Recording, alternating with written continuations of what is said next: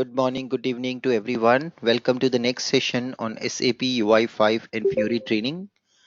In the last episode, we talked about CSS cascading style sheet with SAP UI5. In today's class, we will talk about and start our introduction of JavaScript.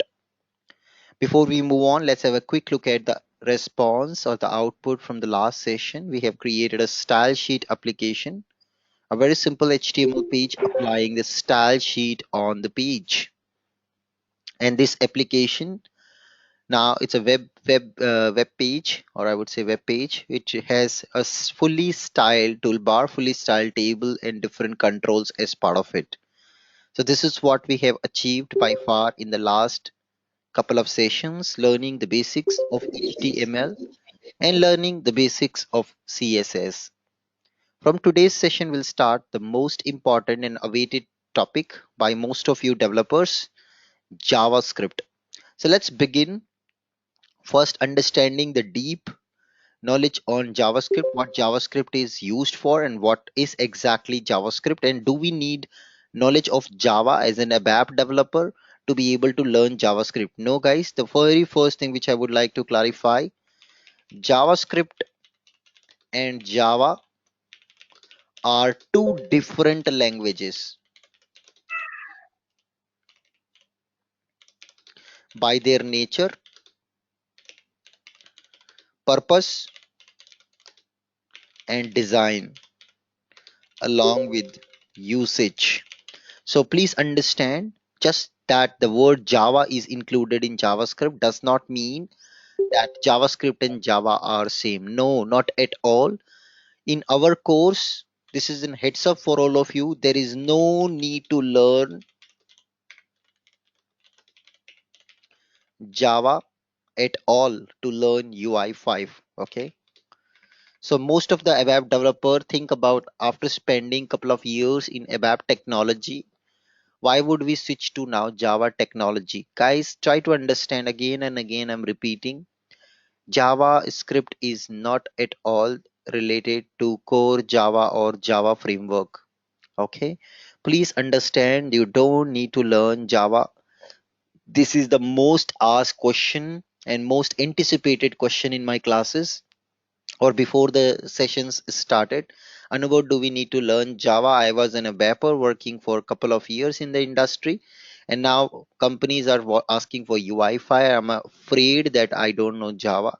Do I need to learn Java? No, you don't need to learn Java at all. Okay. Yeah. Hello, Micheline. Thank you for joining the session. So let's move on and try to understand what JavaScript is then. So this first we clarify our confusion about the difference between Java and JavaScript. And now let's understand what is JavaScript. So JavaScript is the programming language, guys. This is the programming language. So what we have learned by far, HTML and CSS was not programming language. So now JavaScript is a programming language like any other language, like ABAP or maybe .NET or C, C++, whatsoever programming languages you have ever seen in your life. It's actually a programming language like other programming language. It helps us to write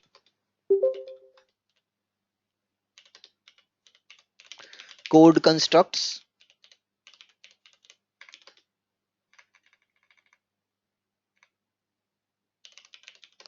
with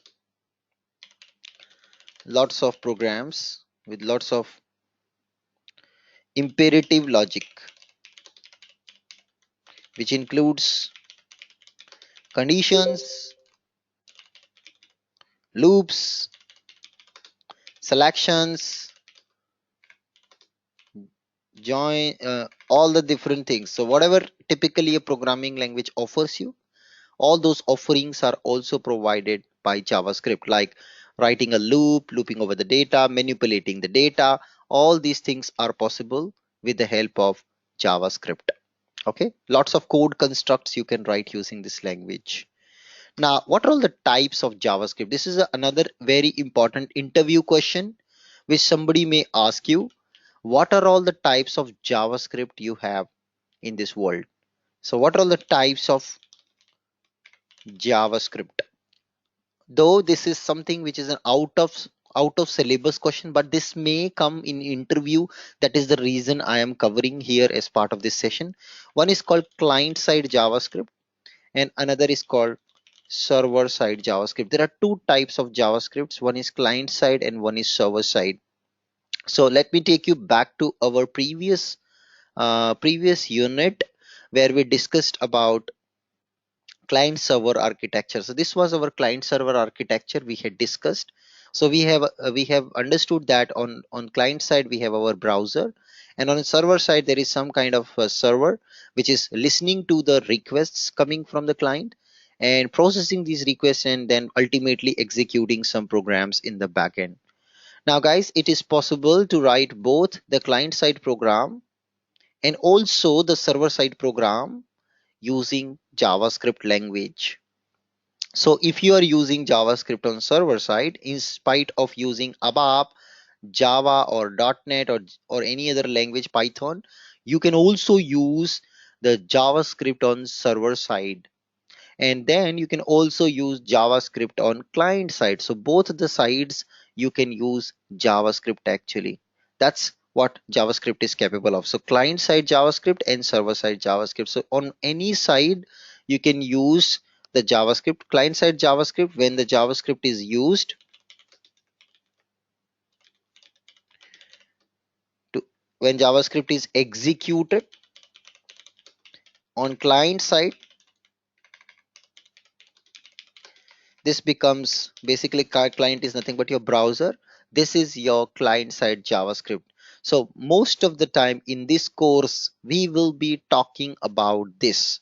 So whenever I say JavaScript, I am actually talking about client side JavaScript in our course. Is that clear, everyone? What I will be talking about whenever I say JavaScript in this course, whenever I'm talking about JavaScript, I will be talking about client side JavaScript. Yeah. So there is no special name to it. It's just simply called as JavaScript. So whenever somebody also talk about JavaScript, they are actually talking client side JavaScript until they specify server side JavaScript. Now server side JavaScript, when the code gets executed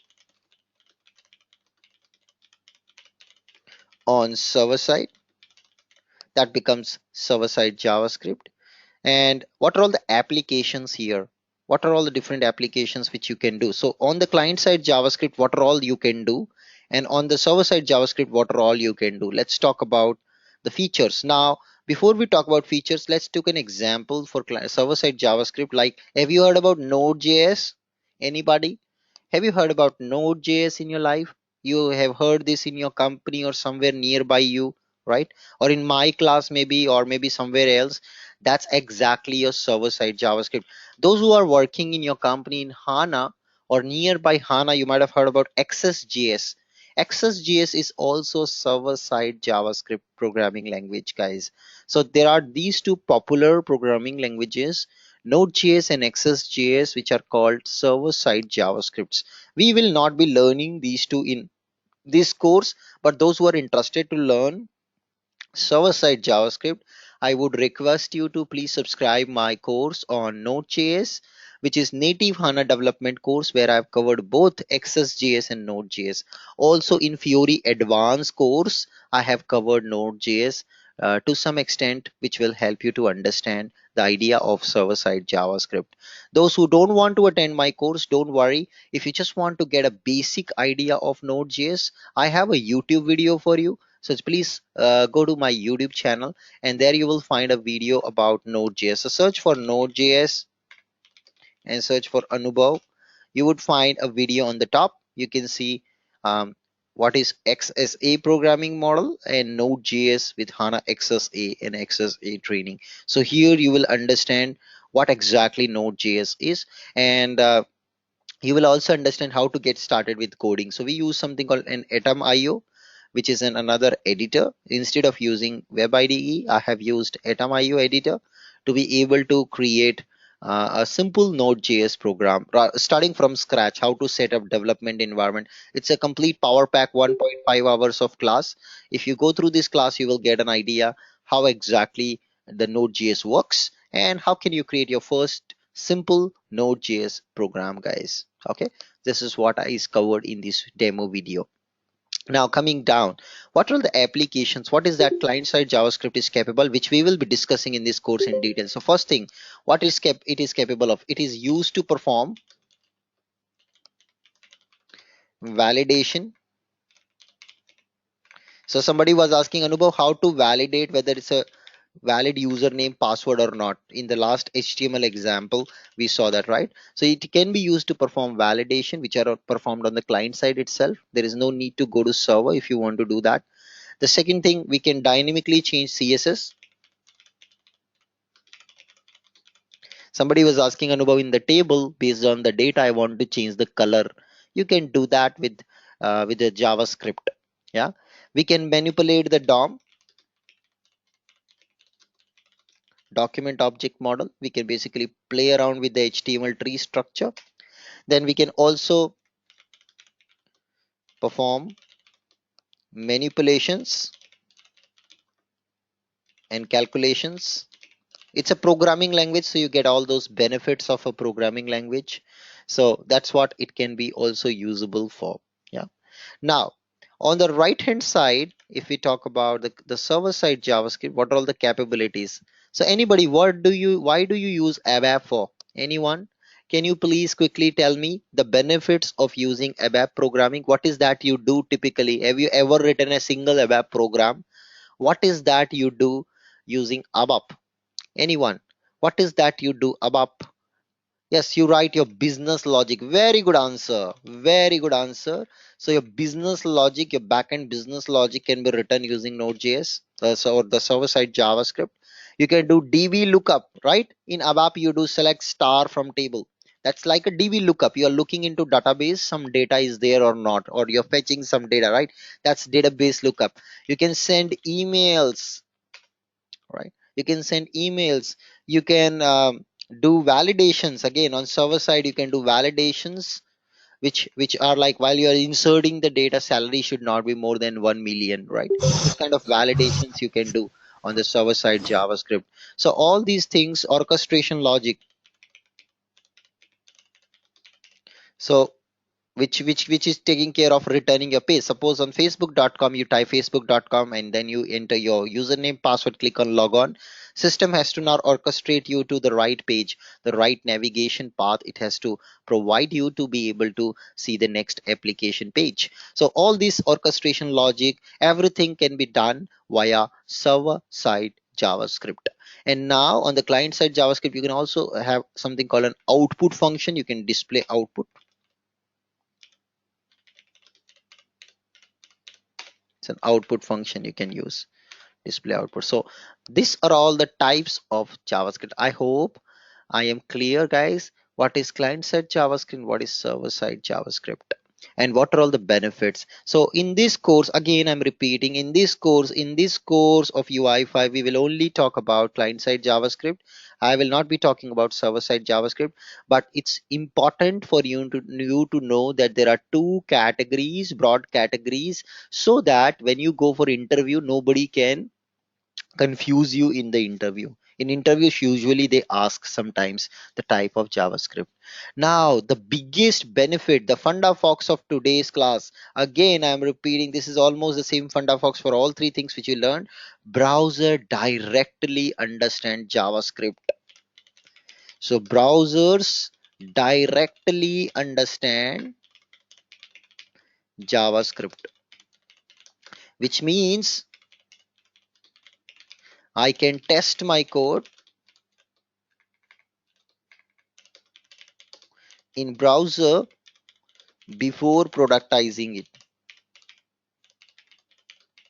Yeah, this is the biggest benefit I would see for JavaScript. You can test your code prior before you productize your code. Now some of you are confused how to do that. Of course we will see it in a minute. Okay, now you can actually test this code in F12, which is known as Internet Developer Toolbar, or also known as developer tools.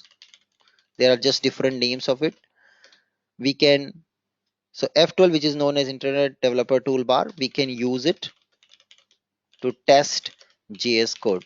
So you don't have to write the JavaScript code and run it. You can directly go and run and test it in the browser. So for example, if I come here to our browser and here you see something is running, doesn't matter, just press F12, and in the console, here in the console section, here you can test your JavaScript code directly. So this is the console section where you can test your JavaScript code. So I can write simply an alert function. Let's say it's an output function. And now I can say welcome to JS. This is my output function, guys. And I press enter and you can see, guys, voila, it executes this JS code and gets me this pop-up over here. This is the kind of pop-up you might have seen on some websites. They just use a JavaScript alert function to display that pop-up. That's first output function in JavaScript. So you can actually test all the JavaScript code right into this console of the browser. You don't have to write a program. Of course you can write a program and run all this, but for testing purpose, for learning purpose, you can directly save a lot of time by testing and writing the code in the console of the developer's toolbar. How to open this developer toolbar? Who will tell me? Who will tell me how to open your developer toolbar? F12, perfect answer. All of you are right. F12 is the keyboard key which you press to open the developer toolbar. Very nice. So let us go ahead and see a couple of constructs. So first we'll talk about output functions in JavaScript. So let's put them here. Output functions in JavaScript. What are all the output functions? There are four types of output functions. The first comes is alert. Jennifer, it's only echoing for you, not for others. For others, it's fine. Guys, is my voice echoing? Please answer in chat window. So it's, I think, an issue only from your side, Jennifer. You got to mute your mic or speaker. You just have to check your audio settings. Okay. It's not echoing. You can see in chat window, most of them are already replied. It's not echoing for anyone else. So something wrong with your system. You have to check it, Jennifer. Okay. Now, coming to the first function, it's an alert function, and we can use this to display an output. The next comes is console.log. The third one comes is dot inner text or element dot inner text. There's one more. I forgot that. What was that? So one is alert function, one is console. Yes, another is write function. Now, before we start testing this code, couple of funda foxes, guys, for JavaScript. Very important funda foxes. Without this, you should not be able to start coding. Please don't code without remembering or without going through these funda foxes in JavaScript. This is going to be a milestone for you. If you forget these funda foxes, you will never ever ever ever never ever be able to learn JavaScript. The first funda fox which I love the most, JavaScript is case sensitive. Are you getting this? Those who are coming from ABAP background, it's a big problem for you because ABAP is non-case sensitive. What do I mean by this? Capital letter and small letter, they have a clear differentiation. JavaScript is case sensitive, guys. Please try to understand, this is the biggest reason of your failure of JavaScript program in initial days. Okay, this is the biggest reason of failure of your program, failure of your code at the beginning days, guys. Biggest reason of failure at the beginning of the program. This is the biggest reason. If you're from ABAP background, you will not care about case sensitivity and it will lead to errors. 90% of initial mistakes are because of this. So ask yourself, did you read funda foxes properly? Okay, let's go back and test it. So just now I showed you writing alert function. Let me write a capital. Now do you think it will work? Anybody, anyone, what do you think? Will it work or not? It will not work, guys, because JavaScript is case sensitive.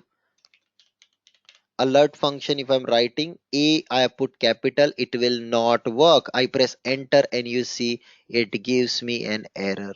Is that clear to everyone? JavaScript is case sensitive. A has to be small. You can't just simply code based on your style of coding. You have to follow the rules of the game, guys. This is very important. JavaScript is case sensitive. Very important. Okay. The second rule of the game, every statement, anyone, what is that which every statement in ABAP ends with? In ABAP, every statement ends with the period. Perfect answer. Very nice. Every statement in JavaScript ends with a in ABAP ends with a dot.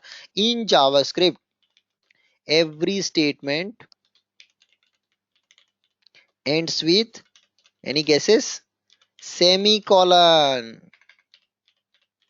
It ends with semicolon. Every single statement in JavaScript ends with semicolon. It will end with semicolon. Clear everyone?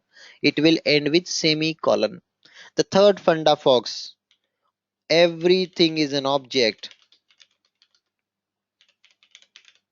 That's third funda, folks. Everything is an object. The fourth funda, folks. Naming convention in JavaScript. Okay. What is the naming convention in JavaScript? So in this case, since we are writing only one statement, it works. If I would have written multiple statement, then I would need a colon to separate. Okay. If I have written since I'm writing only one statement here, it's okay to avoid single the semicolon. But if I want to write consecutive statement one after another, I must use the semicolon. Okay, guys, that's important. So now let's come back and understand the naming convention of JavaScript. Watch out, JavaScript follows camel case naming convention. What is camel case? Let me explain that.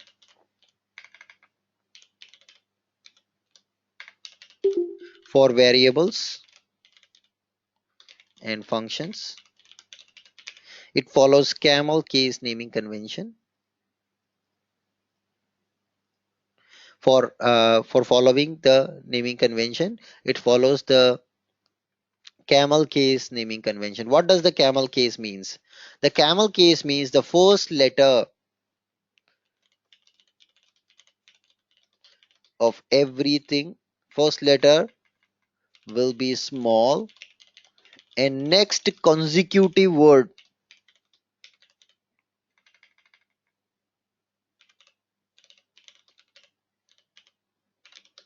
first letter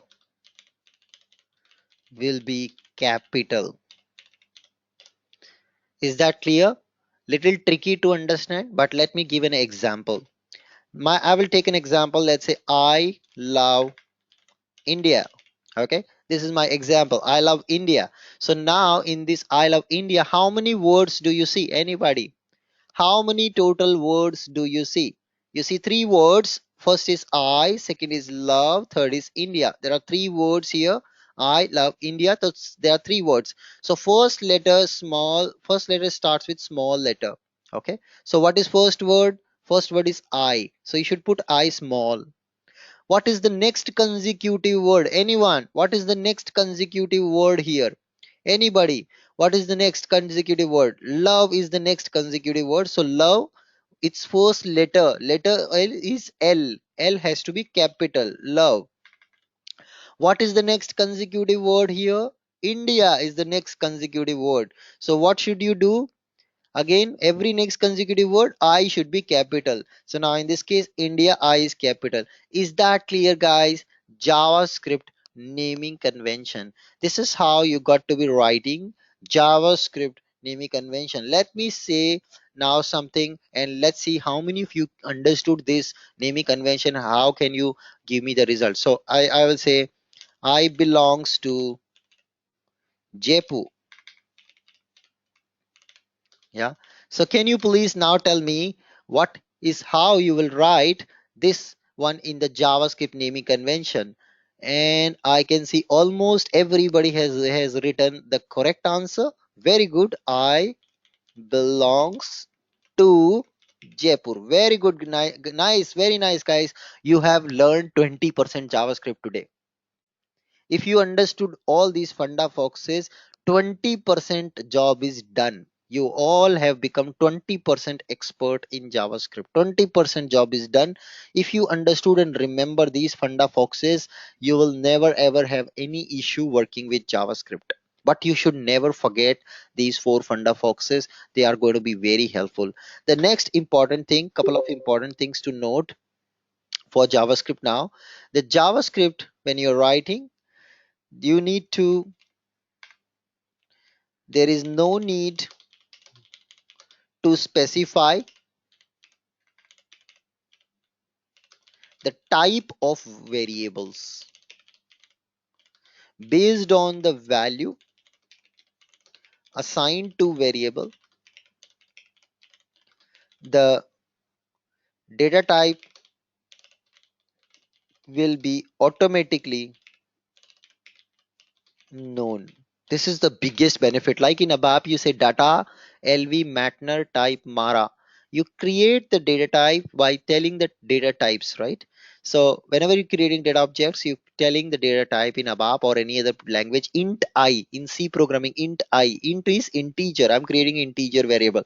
Here you don't have to do that. You just have to assign a value, and based on the value you assign to the variable, system is automatically going to decide the type of variable. So by considering these funda foxes, let's also now talk about couple of reusable objects which are readily available in JavaScript. So guys, anyone, what is that you use in ABAP to print current date? How to print current date? You use side item. Unanimous answer, very nice. We use side item, and S can be capital in ABAP. That doesn't matter because it's not case sensitive, so you can write in any way. So this will give you the current date in ABAP, correct? How is it possible that you have to declare side item? Anyone? Do you have to declare side item on the top of the program? No, no. Why? Then how come it gives you the current date? Because it's predefined object. It's predefined variable in ABAP. It's predefined, right? You don't have to define it. It's predefined. It's system variable, predefined system variable, because it's there. It's just there. You just have to use it. You don't have to declare it. Similarly, JavaScript also has two most powerful predefined variables. What are all those two? And what is the purpose? So let's write down the first one coming in. It's called document object. And now see, watch out. D has to be small. If you write D capital, it is going to create problem for you. Clear everyone? D has to be small. In fact, in the previous set output functions, these all should start with small letters. You can see here. They all should start with small letters. Now let's come back document. What is the document object? This is the object of your DOM. This is the object of your DOM. This is the object of your DOM. This is the object of your DOM, your tree data structure of HTML page.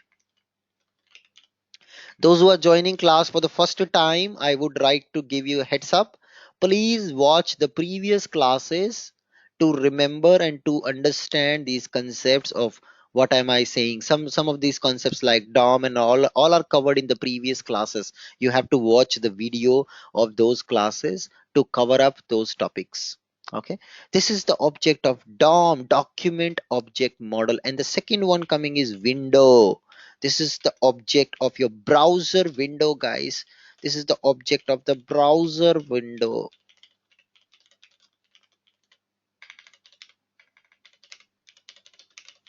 Okay, is that clear everyone? What is the document object? What is the window object? They are predefined objects. So if you just want to check it, come back to the browser, and now you can say document, press enter. You can see this is your complete DOM. It's giving you the complete DOM. This is your complete tree data structure. So we're just going to execute our last exercise, and I will show you the DOM object in this exercise. So let's open this up, press F12, and now you see guys, this is our last exercise which we tried, and now we open the F12 and go to console, and now it's just a document. You can see it's giving you your complete DOM header body. In the body you had these boxes, you have this clear, you have those images, you have those UL tag, table tag, all that you had, all that is your DOM. This is your document object model. This is the object of your DOM. Your DOM, this is the object of your DOM. This is the object of your DOM. If I write capital document, will it work? Anyone? If I write capital document, will it work? No, it won't work. It's giving something else. I don't know what it is giving, but it's giving something else. It's not giving you the right document object. Many of you who are from a bad background will do definitely these case sensitive mistakes. This is the only catch in JavaScript which makes it little tricky. If you have never worked with it, it will be tricky initially because you have to take care of a lot of capital and small letter. Okay. Now I will come to the element. Please hold on your questions. Please hold on your bullets. I will let me come to the right point so that you can understand things in a flow. If I break the flow, it will be a big problem for you. It will be heavy dose of antibiotic going in your body and you may die. So be careful. Please right now park your questions. I will address them. There are two power pack sessions on JavaScript which are planned. Until we go through in the flow, we will easily get distracted. Okay, so I will address all your questions towards the end. Now that was the first object. Second object is window object, and I can say, you can see this is the window object which we have. So these are two ready-made inbuilt objects in JavaScript which you can test directly and check them. Then you will say, Anubhav, what is the purpose of this? Like side data was actually giving me the system date, right? But what is the purpose of this? Actually the purpose of this is to perform multiple things. So just now I told you alert function, right? This alert function, it's a function, right? And whenever you want to talk to a function, what do you need? Anyone? Whenever you want to call method, what do you need to call the method? You need, what do you need to call a method? Mandatorily, do you need parameter? Parameter तो बाद में आता है. What do you need to call method? Anyone? Very good answer. You need object of the class to call a method first of all, right? Object is necessary. So this window is the object which gives you this alert function. So that alert function is part of this window object. So you have to say window dot alert, and now you can call this, hey, welcome again. And there you go, you can see. So modern browsers understand alert directly, but in older days, in old browsers, we used to use window.alert. So origination of alert function is from window. Okay, window is the place from where alert function is originating. Modern browsers, when you just directly typing alert, it works still. Okay, because it checks automatically the window object if it has that function in window object, it works, but actual origination of the alert function is from window object. Okay, you must have got now. So what I'll do is all the code which I'm testing here, I will be keep putting in the notepad file, this notepad file which I'm writing. I will be keep putting all the code which I'm testing in this notepad, and then what you can do guys, you can later on try at your home in your browser window this code. Okay, this code file I'll upload in our training blog.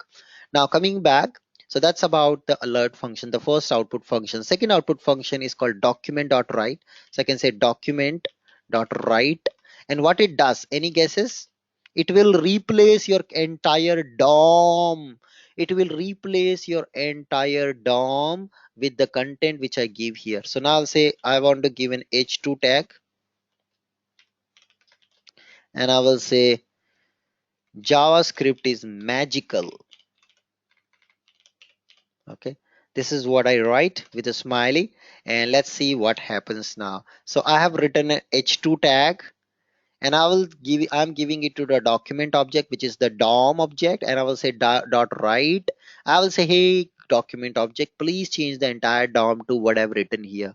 Press enter and boom, there you go. You can see complete DOM is now being replaced due to this document.write method.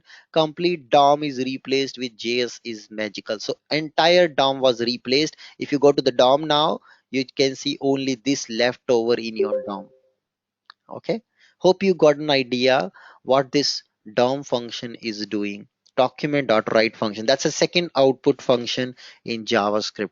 The third output function is mainly used only by developers. It's called console.log. Okay, some information, and I can just end this, and you can see it prints something in the console. Okay, in your console it is printing something. So whatever you would like to print, you can print something in console via console.log, mainly used only by developers, not for end users. Okay, the last but not the least comes inner HTML. So what you got to do, maybe just refresh again to reload the whole app. And suppose I want to now change this particular element text dynamically, right? I told you that the JavaScript can manipulate the DOM. So you want to change what is CSS, and this you want to change it. You want to change something else to this. So what you can do, select here, right click, inspect the element and go to its exact position. Okay, inspect the element, and now you see we have this element over here. Right now this element has no ID given, so right now for time being I am giving an ID, guys, to this element. So let me go inside the HTML and give an ID, and I will say some ID, let's say Spider-Man. So what I've done is I have given an ID to this DOM element called Spider-Man. Now I need to refer to this DOM element. So everything is an object, guys. So you have to trace this object. Okay, this particular element object you have to trace. How do you trace it?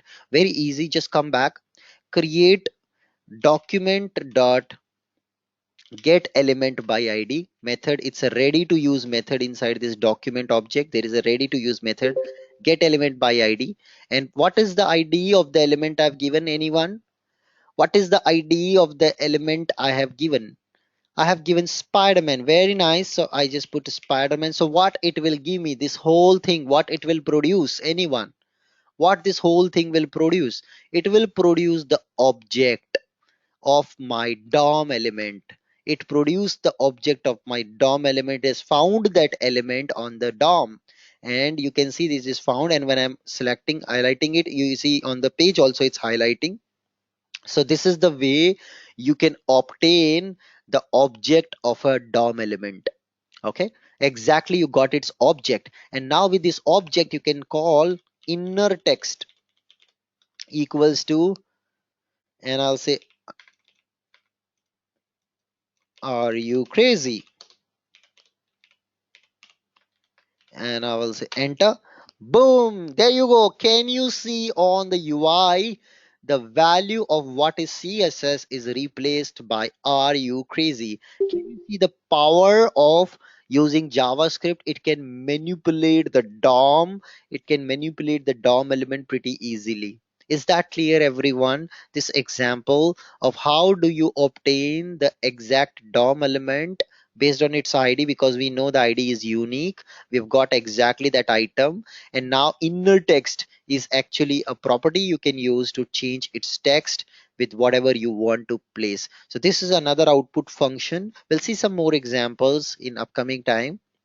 So the document.get element by id, you got the id of the element, and now you're displaying it. So somebody was asking what is element here. So element is this one I'm talking about. This is producing an HTML DOM element. That's what that element is all about.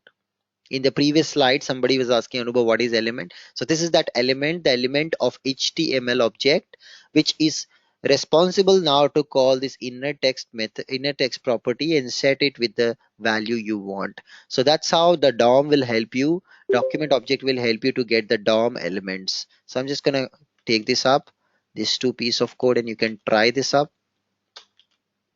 Don't forget to add an id to the element so that you can get its object properly. So just, so this was first one, this was second one, this was third one. So we have tried 4 output functions by far. Let's talk about creating variables in JavaScript. How to create variables in JavaScript? So very easy. Anyone, can you tell me the syntax to create variable in ABAP? What is the syntax to create variables in ABAP? Data, LV, let's say matna, type, matnr. Am I right? This is how you create variables in ABAP. Now in JavaScript, as I mentioned, you don't have to put the data type. It gets assigned automatically. So you just have to use var, and you got to use variable name equals to, and if you're using variable name, follow the naming convention. Variable v is a small, n is capital, equals to some value you can assign to this, end with semicolon. That's the syntax to create a variable. Can anyone tell me what is that which is wrong in this syntax? What is that which I've written wrong in this? Perfect answer. Mihajuddin has got the right answer. Allah ka banda hai ye. Var v has to be small. V has to be small. JavaScript is case sensitive, guys. V has to be small. Capital V will not work. Capital V will not work, guys. It will not work. Let's go ahead and now test this piece of code. So first of all, I'll try to write capital V and let's see what happens. So I'm going to come back. In fact, we can maximize this, and I'll say capital V var x equals to 10. Error will come. Can you see? This is the biggest mistake many of you will do. Case sensitivity is a curse. Case sensitivity is a curse, guys. You will end up doing maximum mistakes which you do initially with JavaScript is case sensitive errors. Ask yourself, have you done any case sensitive error in JavaScript? Ask yourself. Console is your best friend. That's the next funda fox of today's class. Console. Who is your best friend? Who is your best friend? Anyone? Who is your best friend? Console is your best friend. That's your funda fox of today's class. The most important one. Console is your best friend. Ever, anytime, anything goes wrong, console is your best friend. Who is the best friend? The best friend is a friend who remains with you forever. Whether you are going through a good time or bad time, this guy, this person or this feature will remain with you forever, backing you, supporting you for whatever you do. That's what a best friend is. So console is your best friend. Console will tell you, and the best friend, the biggest power of best friend, they will tell you what is that you're doing wrong, where are you going wrong, right? So console is like work like a best friend for us, and console will tell us if we are doing something wrong.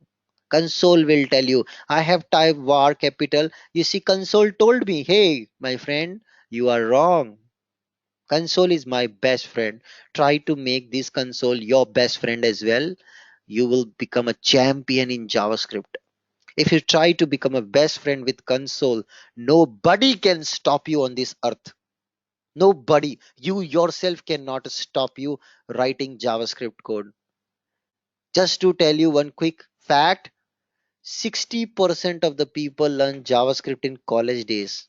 These days, I am seeing even now this percentage has increased. 80% of college students which are coming for interview in our company, they already have JavaScript exposure. They know JavaScript. They are champion in JavaScript already. What happened to you after joining software industry? Where is your learning gone? College students are coming with JavaScript exposure. It is so easy to learn JavaScript that even college students are learning and coming with this exposure prior. Why you cannot learn? You can easily learn. You're better than college students at least. Okay, so this is the reason, this is the motivation for learning JavaScript. You can easy, it's very easy to learn JavaScript, actually very easy. Initially you may see too many things, but don't panic. I was also an ABAPer and I faced the same challenges initially, but now I love working with JavaScript. It's very easy to work with JavaScript. Okay, let's go ahead and see how can we write variables over here. So I'm going to go back and I'll say var small var, of course, x equals to 10, and you can see it has created a variable x, and I just print the value. You can see it's printing the value 10. Yeah, that is the first example how you can create a variable and then print the value of the variable. Okay, now what do you think? What is the type, data type? Did I put a data type? No, I did not. What do you think is the type of this x? What do you think is the type of this variable? It's an integer, of course. So let's check it out. So JavaScript gives you a ready-made function called type of function, and you can choose x here, press enter, and you can see x is actually a number. Is that clear to everyone? How can you check what is the type? Okay, what is the type? Type of x is number. Okay, let's move on now, and I'll say x is equals to 10. Anyone, what do you think now the value x is it a number still? Anyone who will tell me? No. What do you think it is? What do you think it is? It's actually a string. Let's do a type of, and I will put x here, and let's press enter. Voila, can you see it's of type string? It's a string variable. It's no more a number. So can we convert a string to a number in JavaScript? Yes guys, we can do that. So we have to use a function called parse int, parsing an integer. So I will say parse int x, and I press enter. You can see that 10, which was a string, got converted to a number. It's like typecasting, what we learned in programming. Somebody was asking the other day typecasting. This is how we can do typecasting in JavaScript. It's a programming language, so all those benefits of programming language, you get it. So this is how you can convert. Now let me just type x equals to true. What do you think now the x is of type? Anybody? What do you think x is of type? It's a boolean. Very nice, very good answer. So just to type of x, and you see it's a boolean data type. So mainly these are all the data types we have. We have integer, we have float, we have boolean, we have string, and yeah, these are all the main type of data types we have with JavaScript. We have numbers, so all that are capital. Now somebody is saying why off is not. Guys, this is a single word, that's why o is not capital. Okay, o is. Now if you remember document dot get element by id, which I showed you, you watch out here. Get element by id, that's a function. Watch out, it's following in naming convention. Get, g is small, element e is capital, by b is capital, and id I is capital. Can you see how JavaScript is following naming convention? Inner text I is capital, text ka t is capital. Clear everyone? How JavaScript is following the naming convention. Very important. So type of here is a single word. It's not type of. Okay, it's type of. Okay, it's a single word, that's why o is not capital. Don't consider it as a o capital. Okay, now let's come here and just close this up, just run this, just clear. So that's about creating variables in JavaScript, how we create variables. So we saw integer, we have float also, we have then string, we have boolean types, and going forward you may see some more types. But now question comes is, Anubhav, how can we create a structure in JavaScript like we create in ABAP, right? What is a structure? A structure can hold one record with multiple values inside, right? That's what a structure can hold. It can hold multiple values of a single record. That's what a structure can hold. Correct, guys? This is what a structure does. So it is like one single structure. Let me just pictorial representation of a structure. That's how a structure looks like, and it has can have multiple variety of values. So let's say 5,000 euros, something of this sort. This is an employee structure which is holding employee number, employee name, salary, currency, gender, and country. So this is what this structure does. You create a structure in ABAP using data, your ls structure name type mara, or type whatever data types you have, or like you can use different syntaxes to create structure. How do we create that in JavaScript? So in JavaScript actually we create it as an object. Okay, for JavaScript everything, almost everything is an object. So in JavaScript we create an object,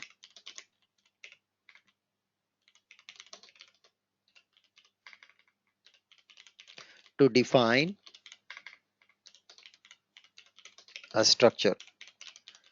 And syntax for doing that is you have to say var, and of course v is small, and I'll say, let's say obj employee equals to curly braces. Symbols will break you or make you. Symbols will break you or make you. Curly braces here. And now I will say id colon the value of id, let's say 10, comma.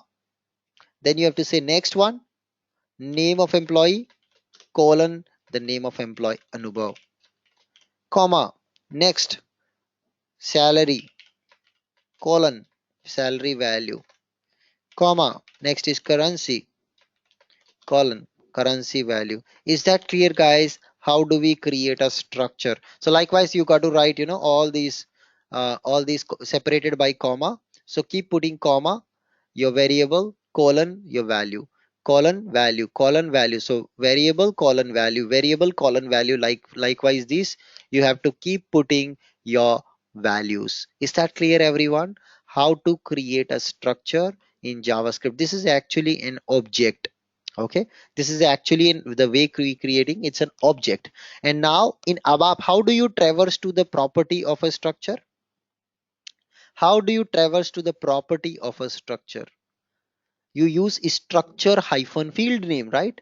In ABAP you use structure hyphen field name to traverse to the property of the structure. This is how you do, right? So here in JavaScript we use dot symbol, so we use obj employee dot name, let's say. So this will give you the employee name. Structure hyphen field name in ABAP. Here we use dot symbol. Is that clear, everyone? Let's go ahead and test how can we create that then. So now I come back and I'll say var, and I say empstr curly braces, and now inside this we will be writing our property name, property value. So let's put id, and I'll say id is 100 or 1000, comma. Then we'll put name Anubhav, and then I put comma, and I say website address, and just say web address, and I say https www.onlinetheorytrainings.com, and then I will say comma, next property is salary, and I'll say 5000. Okay, let's me put just 4 properties, press enter. This has created a first structure. Congratulations, guys, you have learned how to create structure with JavaScript. And now, guys, anybody, if I want to access the name of an employee, what do I do? If I want to access name of an employee, what do I do? empstr.name, you can see the value. What if I want to change this value? So you can say, you can use up or down arrow to go to the previous statements. Okay, up and down arrow in the keyboard to go to previous and next statements. Up and down arrow, guys, I'm using up arrow. You see it's going to the previous commands which I have tested.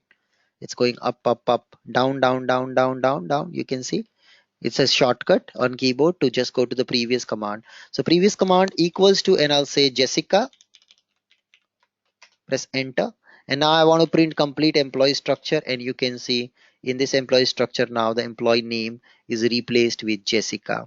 Clear, everyone, how it works? So this is how you can play around with the structure inside inside this JavaScript. So the employee name, the structure name dot field name is what we use instead of hyphen, what we use in ABAP. So that's how you can play around with structure. Now next, now the question comes, Anubha, how can you then create an internal table? You can also create an internal table pretty easily. So what you can also do, suppose I want to now dynamically insert a property to this structure, you can also do that. So I say employee structure dot currency equals to euro, enter. And now let's see empstr, and you can see already dynamically now the property is injected inside the structure. It's so easy. In ABAP you have to first typecast and do a lot of declaration. You don't have to do that here.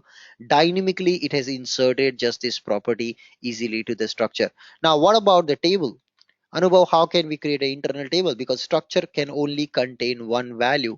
How can we create a table, guys? So table is also possible to create. It's called an array data type. So we saw just now the object data type. This is an object data type in JS. And now if I go and talk about the other data type, which is nothing but we call it as table data type. It's known to be not table exactly, it's called array. Okay, it's called array. So what is an array? Array is a collection of values. This is an array is. So let's quickly show you how to write an array, work with an array. Now a couple of things about array which you need to understand and remember. An array is collection of similar data type values in every record. Okay, an item of an array is accessed by index. And guys, important point, and index starts with 0. Index starts with 0. Index starts with 0. Index starts with 0 in JavaScript, guys. Very important. If you are ever coding an array, index of an array starts with 0. Let's take an example. This is my fruits array. This is the name of the array, and I have a fruits inside: apple, banana, pineapple, lychee. What do you think the first one or the first element index is? Anyone? What do you think the first element index is? It's always starts with 0. Very good answer. It always starts with 0. Clear, everyone? The array index always starts with 0. So this is 0th item. Then you have one item. Then you have two. Then you have three. So this is your array, guys. I hope it's clear how the index starts in an array: 0, 1, 2, 3, and so on. Clear, everyone? How the index starts in an array: 0, 1, 2, 3. It starts with 0. So if you want to access an item of an array, to access item we can use array name bracket and pass the index inside. That's how we can do it. Okay. This is how we can pass an index and access the item of an array. You can of course change it to insert item. We can use push, and remove item. We can use pop. So this is what we can use in an array to insert and remove items. So let's take an example for a fruits array, which is storing collection of fruits. So let's come back and say var, and I can say fruits equals to an array, and I will say apple, banana,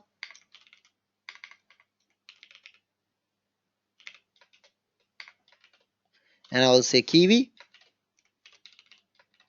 Three items I'm inserting. So how many items I have in my array? Anybody? How many items I have in my array? Total three items. What is the maximum item index? What is the maximum item index? Perfect answer. It's 2 because it starts with 0. So this is 0th item. This is first item. This is second item. So maximum item index is 2. It starts with 0. This is what my array is. Okay. So now let's go in and I'll say fruits dot length. It will tell you how many items I have in my array. Clear, everyone? Fruits dot length, it tells you how many items you have. Now what about if I want to access the first item? You can say fruits of 0, and that gives you the first item of an array. Now let me ask you a developer like question. Can you tell me the formula to access always the last item of an array? Always the last item of an array. What will be the formula? What will be the formula? Incorrect answer. Number of records minus 1 inside the bracket. Perfect answer. So fruits of array index, and now inside this index we have to give, so we have to say fruits dot length. Perfect, Rohit, you have got the right answer. Fruits dot length -1. Clear, everybody? This will always give you the last item, no matter what is the size of an array. It gives you always the last item of an array. This was a interview question in IBM's technical round, which we have taken, where we have given a written test paper for JavaScript. This was one question which I put in IBM's JavaScript interview for Hyderabad location. We had put this, and they very few people could answer this. This wasn't a question. How to access last item of an array? Written test question it was. This is how we can access the always the last item of an array in JavaScript. Let's insert an item. So I can say fruits dot push, and I'll say, hey, can you please push a new fruit? Maybe I would say I want to insert a fruit called cherry. Enter. You can see now it has become fruits index 4. Sorry, length is 4, which means it has got now another fruit inside called cherry. Clear, everyone? This is how we can insert an item inside an array, and now you can check the size of or basically the content of the array. And now what about if I want to remove that? So I can say fruits of dot pop, and it has removed the last inserted. So last in first out, that's the formula of an array. Last in first out, the last item which was inserted is got removed. Okay, now the question comes, if I want to insert an item in the middle, or if I want to remove an item from the middle, how can we do that? Pretty easy. Just use fruits dot splice function, and inside the splice function you can give the start count, the delete count, and items. So if you want to use splice to insert an item, so I'll say I want to insert at position number 1, which means after apple it will insert it. Okay, comma, delete count is 0, comma, the item which I want to insert, I want to insert an item, let's say maybe some name I want to give, and I will say here mango. Press enter, and let's check it out, the fruits now, and you can see mango was inserted at position number 1. Okay, this is how you insert an item in the middle of an array using splice function. You can insert an item in the middle of an array with the given index. Okay, now what about if I want to remove this? Very easy, same splice function. So fruits dot splice function, and I can say I want to remove after index 1 one item after that. Okay, so please remove from index 1 one item. So if you want to remove 2 items, you can say 2 here. Okay, so I want to remove one item after index 1, and it will remove mango, and this is how you can remove an item from the middle of an array, and I can just check it out, mango would have got removed. Clear, everyone, how to work out with array in JavaScript? And now I will want to show creating an internal table in JavaScript. So for that you got to combine the previous concept, which was an object concept, along with the array concept. Okay, let's see how can we do that. So I come back and I'll say, hey, var, and I will say employee table equals to this. Yeah, this is my array. I'm creating an array, and each item of this array is an object. Okay, each item of this array is an object, and now I can put multiple values over here. Are you getting, guys? This is an array of 3 items. Each item is an object. Is this clear, guys, how to create a table, internal table in JavaScript? So now you can put an ID.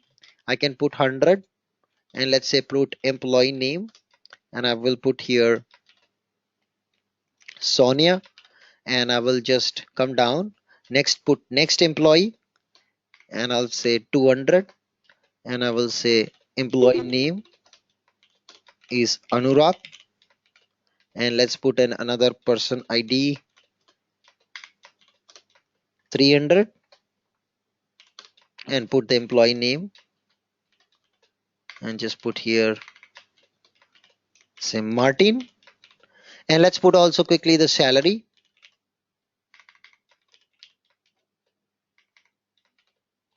And I put 5,000. Go put 5 salary again. 1,000.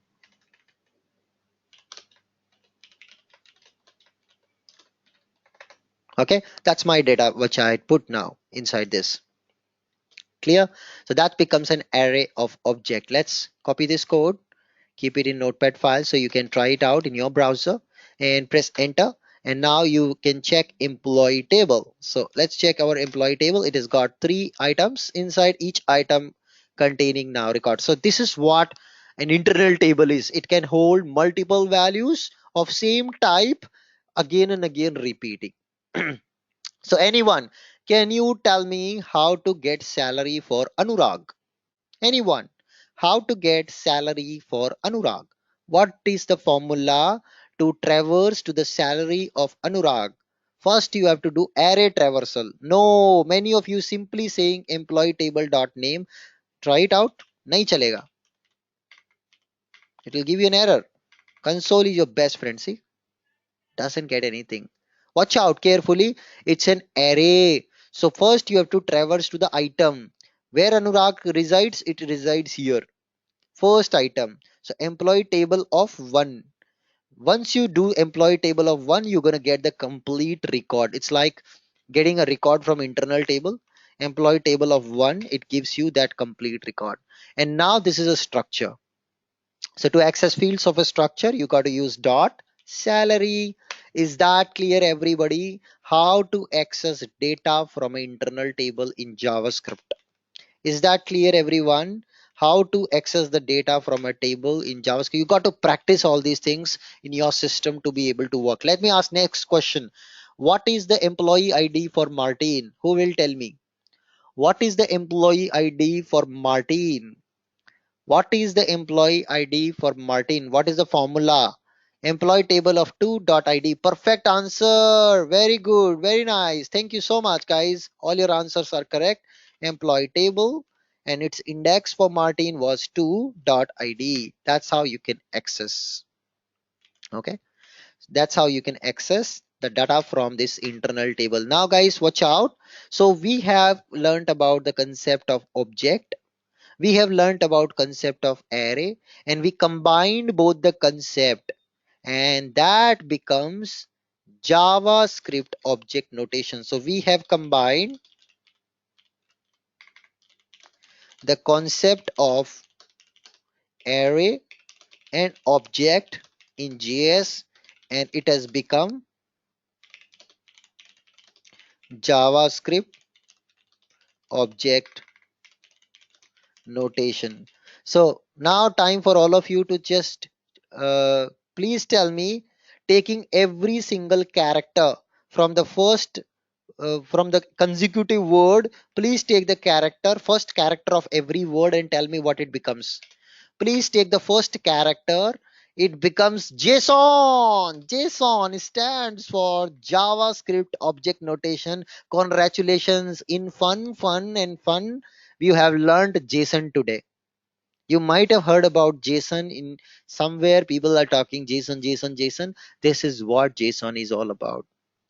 JavaScript object notation. This is what JSON is all about. If you ever create a JSON, if you want to validate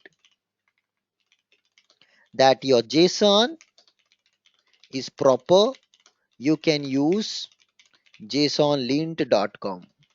Sometimes you are writing JSON and it may not be proper, so you can use jsonlint.com to verify if it's a valid JSON. So let me just go to the jsonlint.com and just show you how can you verify. So always you can validate your JSON using, yes, you can validate in console. So you can say var equals to, if I write something wrong, so maybe just something wrong I'm writing, you will see it gives me an error.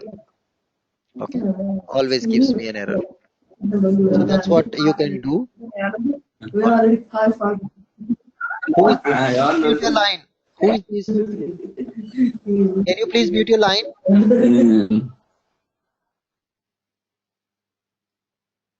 Thank you. Okay, so now what you can see here, we have got this JSON over here. So that's what we have got. We have finally got our JSON reference, and it's now is saying not defined. If you have incorrect JSON, it will lead to console errors. Sometimes the JSON size is really very big. Okay, it's really very big. So it may be very difficult for you to work with JSON. Okay, very difficult to work with JSON. So this is the reason I say JSON lint is a easy way to verify your JSON if it's valid. So it gives you kind of nice look and feel for verification. So if I do something wrong, it will tell you that it's not a valid JSON. So just come down, validate, and you see it's giving me an error. Okay, it tells you the line number 1 has got the error.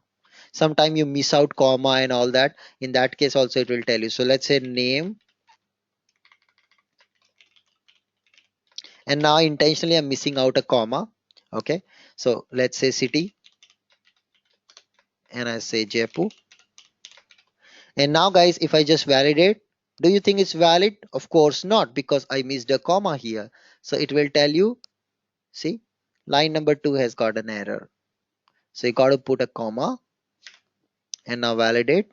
You can see it's a valid JSON. So that's how you can test and check your JSON pretty easily. Okay, that's how we can test and check our JSON. Am I clear? So hope you enjoyed the first session on JavaScript. Please do practice with this notepad, whatever we practiced today.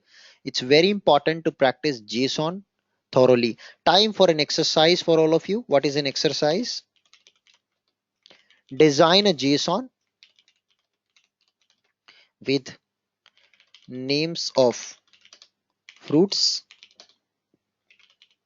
or maybe with names of cities, and each city record should have name, latitude, longitude. You can Google those latitude, longitude for the city, state which to which that city belongs to, and pin code. So basically you want to design a JSON which contains city information. So those who are living in US, if you wish to do it for US states, you can do that for city in US. Those who are living in India, you won't like to do it in any, it's your choice. So I would like to know just couple of cities as part of a JSON. You should bring me this JSON. I will check your JSON once you send it. As you all know, 12 hours is the deadline. Within 12 hours, you got to submit your assignment. You can always email me. I will check it. So even you're not getting my reply for the assignments you're submitting, don't worry. No, you don't need to worry. I'm always checking it. If there is something wrong, I will revert back to you. Any questions before we close today's class? Anyone? Any questions before we close today's class? No questions? Cool. So see you tomorrow. Have a nice day.